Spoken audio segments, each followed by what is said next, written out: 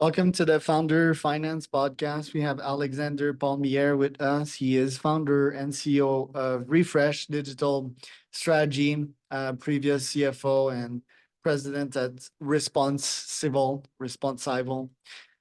Cool guy, studied finance, so knowledgeable about numbers. It's going to be a fun one today.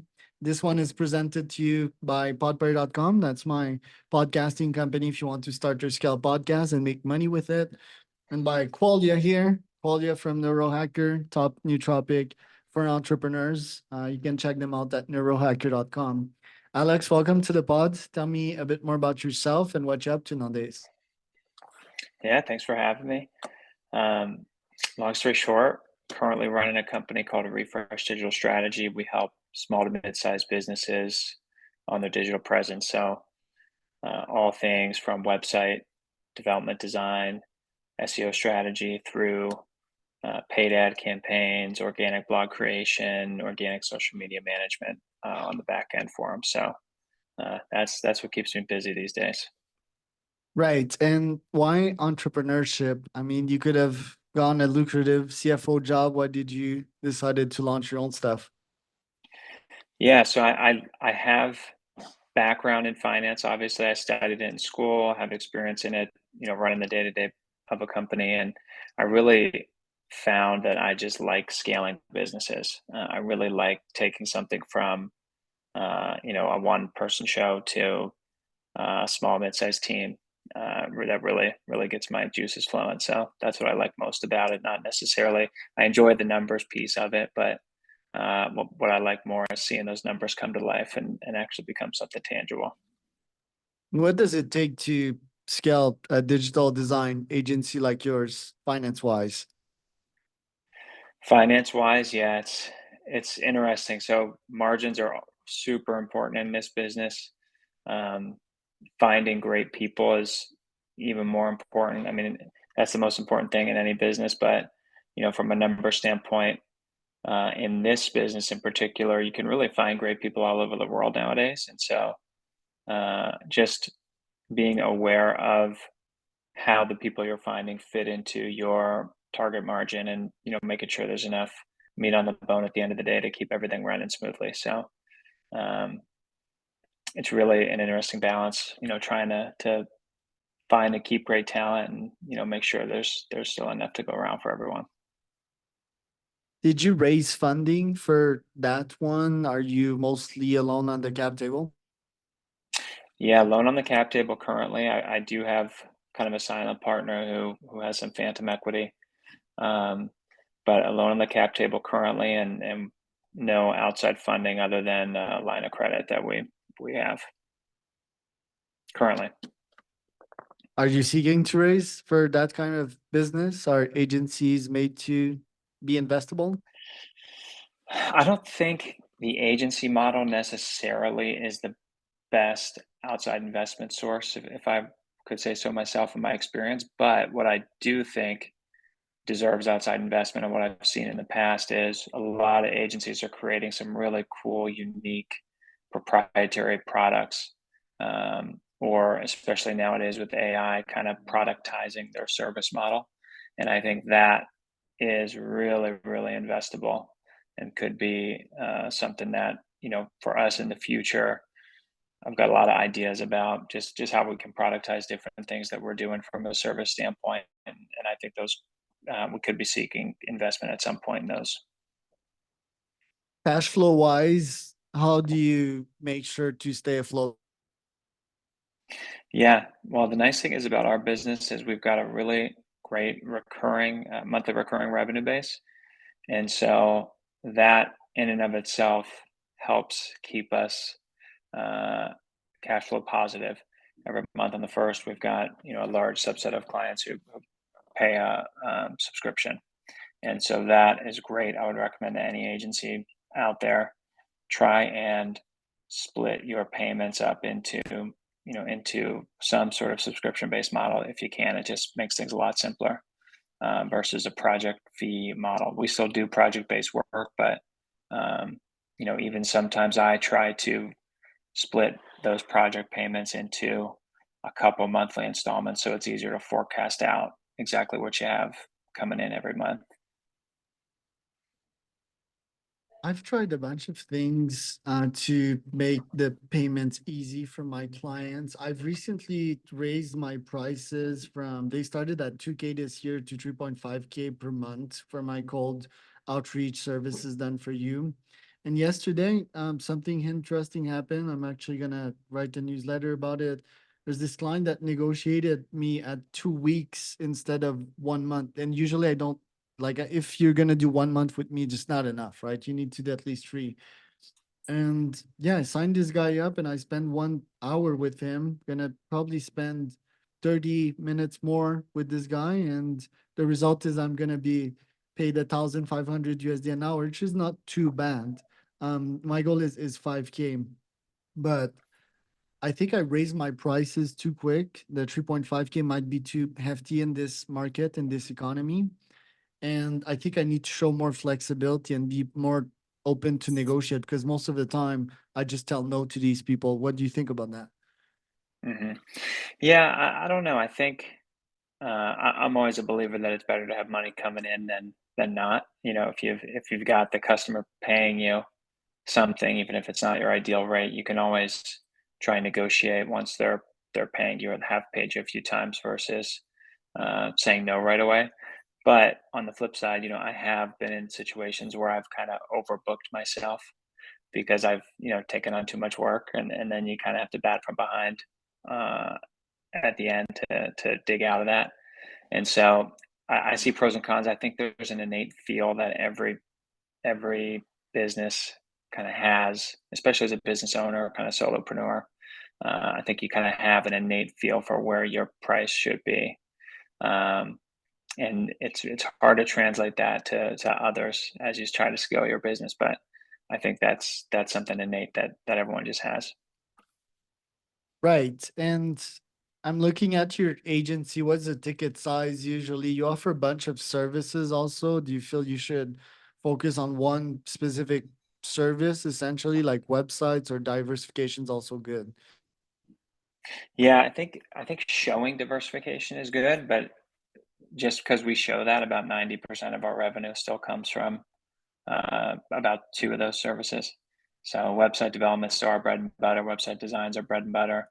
Um, and then our monthly recurring retainer relationships are really, really important for us. We do those other services and we're trying to push more into those services, but um, you know, just showing that they're available are nice sometimes for people looking for that full service package. And so I think our next challenge is how can we bundle services together and make it look attractive from like a productized service model type standpoint. And that's really our challenge for the next year is how can we do that? And how could you productize your current services? Is it packing them up and systematizing ops and making SOPs? What's your stand on that? Exactly. Yeah. Packaging the services up into things that we know certain business segments could value from. And so the nice thing is and just me in particular too, I've worked with businesses in just about every industry out there. And I really like the B2B business space because the needs, regardless of industry, kind of overlap a lot from a digital standpoint. And so, even so, I think there's room to productize, for example, website design, website development as phase one of a project, and then lump organic content creation, organic blog writing, social media management, and like a little paid ads campaign into a post launch monthly engagement. And a lot of basically every business in America could benefit from something like that. So um, it just becomes price point at that point and how much of each lever they want to pull. And so I think productizing that way to get people into the funnel would be uh, really our next challenge. And do you feel that would scale vs like starting your own startups, your own SaaS, that would auto AI build websites for people? Yeah, it's a great question. I think AI in our industry is really, really interesting. I've come across some tools out there that claim to be, all-in-one AI website builders, and I think they can get about 70% of the way there currently. But what really sets a great website apart is not looking like all the other run-of-the-mill websites out there. It's how can you take that website that has pretty much the same foundation as all websites out there, and giving it a flair, a design flair, a visual flair, um, that sets it apart, because you ultimately don't want to fit in with the crowd in the digital space. You want to stand out from the crowd, and so I think AI will be able to do about 70% of what is needed in our space, but you're still going to need humans and creativity to take it that final 30% and make you stand out. So it's going to be interesting. I think from a sales funnel standpoint, yes, there's a lot of automation that can happen there to get people into the funnel for these target services and productized service models. Right. And your agency, at what MRR does it stand right now? Like 50K range? Say that again. Sorry, you broke up just a little bit. Yeah, your agency, does it stand at the 50 to 100K MRR range? Trying to get to 40 to 50 by the end of this year, and then push it from there. And how does one get from 0 to 10K MRR for new people that are starting agencies? Yeah, take on as much business as you can. Don't say no to anybody. Um, try and get as much experience as you can up front, because that experience is going to be so valuable, and you're going to learn ultimately what your package service should be based on that experience. So just take on as much business as you can, learn as much as you can about the needs of these business owners, and ultimately you'll find your path into what your product and service should be. Right. And any preferred sales methods to get all these sales at first to get from 0 to 10K? Because business doesn't just come to you normally. Yeah, yeah. Honestly, client referrals for me have been the number one source of business since I've started. Um, and actually, that's not true. So when I started, cold email marketing was what got us our first handful of clients, and then client referrals kind of took over from there. So we used to this was like in 2015 ish, where emails weren't, still kind of was on the cusp of that whole cold email outreach method. Um, and we would just find an industry full, everyone in a specific industry, let's say restaurants, for example, and just send them an email about their websites. Um, and so that got us our first handful of customers, and then from there, referrals and organic momentum just kind of took off. So, I think niche down would be my recommendation too. Is kind of find an industry that you can really learn everything about, um, and speak to that audience, and then from there you can start to branch out through referrals and things like that as organic momentum takes off. In terms of other strategies to give your clients leeway to pay you, um, I've offered like this system of afterpay to my clients to pay on a weekly basis. Any thoughts on that? And what if I would reduce the monthly payment to weekly payments? Or what if I would even extend the loan, that they could pay in like a year? What are your thoughts on that? It's interesting. So I think when you first get started, obviously you want to get a few portfolio pieces or case studies. So I think for those first few, that model could be interesting.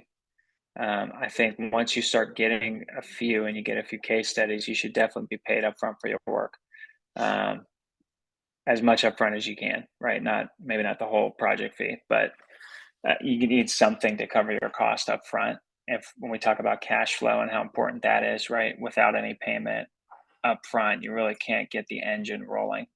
And then too often I've seen in my own experience too, you think you're working with a great client, and they seem really great on paper, but something happens, maybe even outside of their control. The economy changes, their client stopped paying them, and now all of a sudden that invoice you have that's net 30 goes to net 60 and then net 90, and then before you know it they kind of stop talking to you.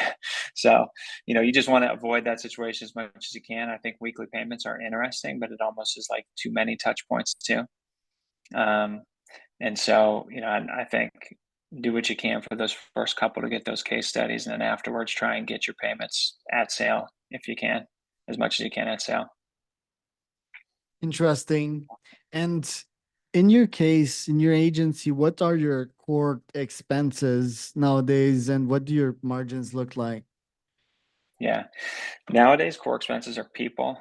And we're kind of in growth mode right now, so we're ramping up our team. Since November, I've added 4 people, 4 full-time employees, and then 2 core contractors who I work with pretty exclusively.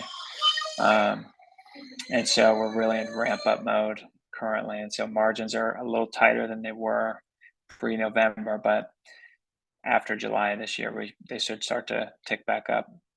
Um, on a website build, we're looking at anywhere from like 30 to 40% margin, and then on the monthly side of things, we're looking at 50, 60% margin, and that's really the recurring revenues.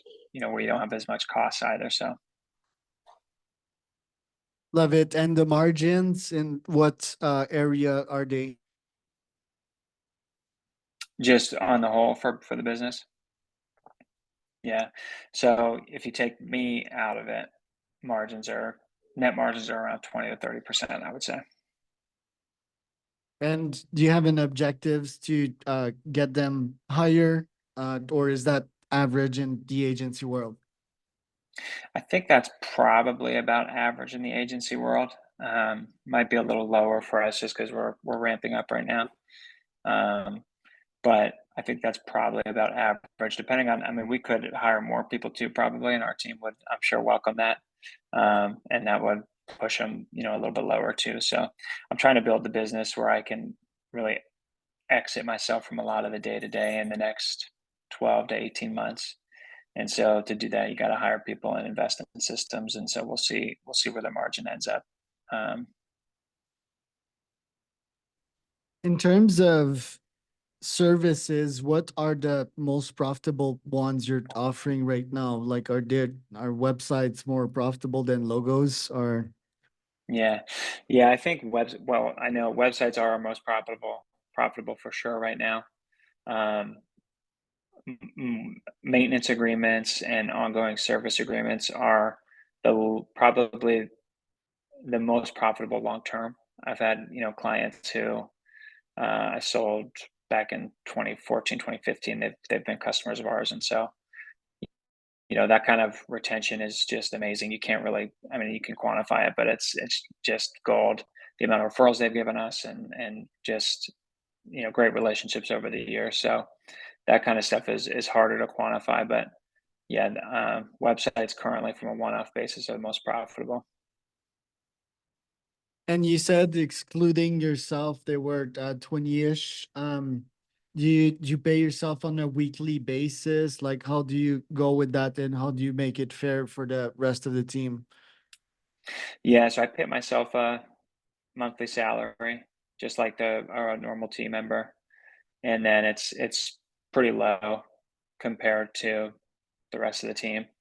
Obviously, I have equity on the back end, and any profits that come through are nice to have. I can choose what to do with, so a little bit different there from a normal person. But as of now, we've just been investing in the team and systems to try and again like exit myself 12 to 18 months. Really have a nice business here where it doesn't involve a lot of time. Team's empowered, and we're able to keep doing great work for everybody. So. Right. And uh, on your side, would you have a plan one day to exit that business? Is that the playbook here? And will you keep on focusing your time mostly on the agency, or also invest in other stuff on the side? Yeah, I'd love to branch out into other businesses on the side here at some point. I kind of alluded to it before, but the agency model kind of eventually morphs itself into a productized, either a productized service model or just a product SaaS, model. something that we create that's proprietary that we can sell. And so I could see things morphing into that model at some point. But I really just want to get our this company pretty autonomous to me, and then it'd be nice to have options, right? I could choose to keep it, and why would I sell it if we're making good money from it and it's pretty hands off.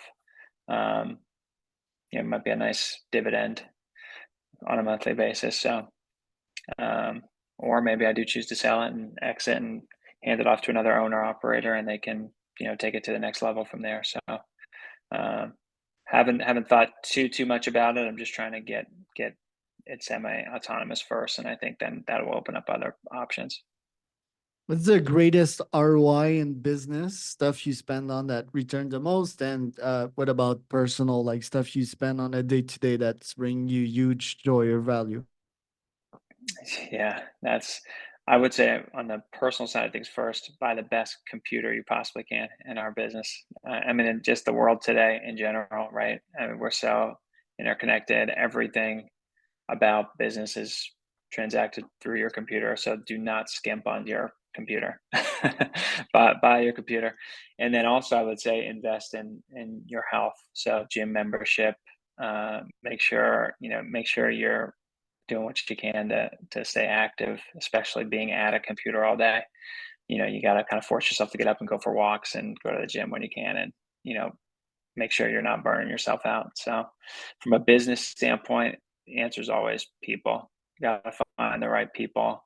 Uh, People are by far the most quote unquote expensive part of running a business, but they're also the thing that are gonna return you the most. I think in today's world, in particular, too, in light of AI and autonomous systems and things like that, there's a lot of buzz on like, well, how can we replicate what a human being does? I think the things that humans can do are just amazing, and I'm constantly surprised by the creativity. And when I thought somebody hits their limit, they go beyond that, and so it's just amazing to watch. So invest in your people for sure. And what about AIs? Do you feel they can optimize your existing team or have you save massive cost or even generate tons of leads? I haven't used it from a lead standpoint yet. I think there is huge opportunity to automate inbound lead flow to then have a really, killer salesperson close those leads. I think there's a lot of opportunity there for somebody to do that correctly. I've seen some solutions out there, but I don't know if it's been cracked yet. Um, Now, I also think there's a lot of people rushing to that right now with the AI. So all with all new tech, there's kind of a flood of all these people who rush into the market, and then about every 6 months, the company that you thought was amazing just falls off the face of the earth. And so, I'm kind of letting the dust settle a little bit right now. There's even companies I found a year and a half ago, 2 years ago, and kind of right before ChatGPT came out and AI blew up, um, who are just no longer around. And so, you got to be careful with stuff like this. You don't want to move too quickly because you don't want to upend your whole business around something you think is going to be the next big thing, and then it's just not. But AI obviously is here to stay. It's just kind of a big buzzword that covers a lot of different things. I think um, really, really niche down systems that companies can build are going to be really powerful. Um, and then from the sales standpoint, definitely prospecting, it's going to be powerful. It just is a question of can somebody crack that nut. Alex, thank you so much for today. Where can people find out more about you? Thank you. Yeah. So find out more about us on our website, letsrefresh.io. You can find me on LinkedIn. We're on Instagram as well. So just search Refresh Digital Strategy, and you'll find us.